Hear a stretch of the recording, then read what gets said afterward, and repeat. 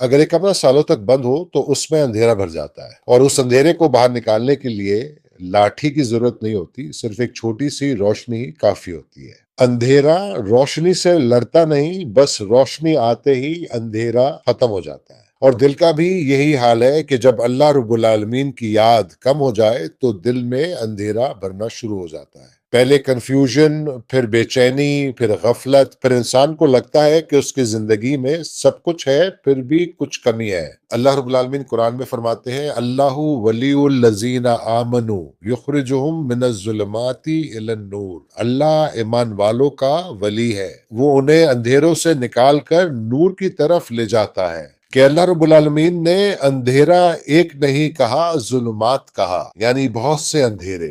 حسد کا اندھیرا، تکبر کا اندھیرا، غصے کا اندھیرا، شہوت کا اندھیرا، غفلت کا اندھیرا، لیکن نور ایک ہے، اللہ رب العالمین کی ہدایت۔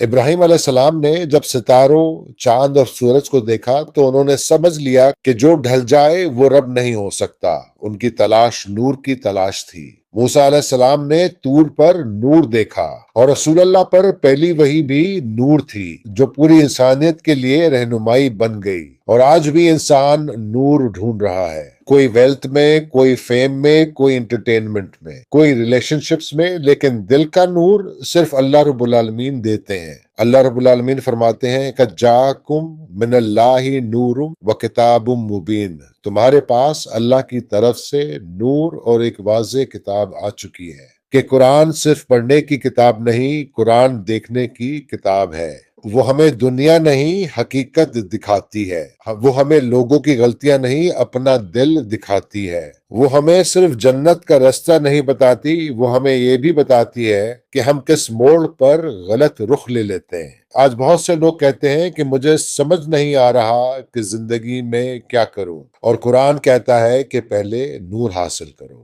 راستہ خود نظر آنا شروع ہو جائے گا۔ جب انسان اندھیرے کمرے میں ہوتا ہے تو وہ ہر چیز سے ٹکراتا ہے، اور جب روشنی آ جاتی ہے تو وہی کمرہ آسان ہو جاتا ہے۔ اور زندگی بھی ایسی ہی ہے، مسئلے ہمیشہ ختم نہیں ہوتے، لیکن اللہ رب العالمین نور دیتے ہیں کہ ان مسئلوں کے درمیان چلنا کیسے ہے۔ اور یہی اویکننگ ہے کہ جب انسان روز اپنے دل سے پوچھتا ہے کہ آج میرے اندر نور بھر رہا ہے یا اندھیرا؟ کیا میری نماز مجھے اللہ رب العالمین کے قریب کر رہی ہے؟ کیا قرآن میری سوچ بدل رہا ہے؟ کیا میرا اخلاق بہتر ہو رہا ہے؟ کیا میرا دل پہلے سے زیادہ نرم ہو رہا ہے؟ کیونکہ نور کا مطلب صرف علم نہیں، نور کا مطلب ہے کہ اللہ رب العالمین کی ہدایت کے ساتھ جینا۔ اور جس دل میں اللہ رب العالمین کا نور اتر جائے، اس کے لیے دنیا کے اندھیرے بھی راستہ بن جاتے ہیں۔ وہ مشکلوں میں بھی امید دیکھتا ہے، امتحان میں بھی حکمت دیکھتا ہے، اور ہر صبح کو اللہ رب العالمین کی طرف سے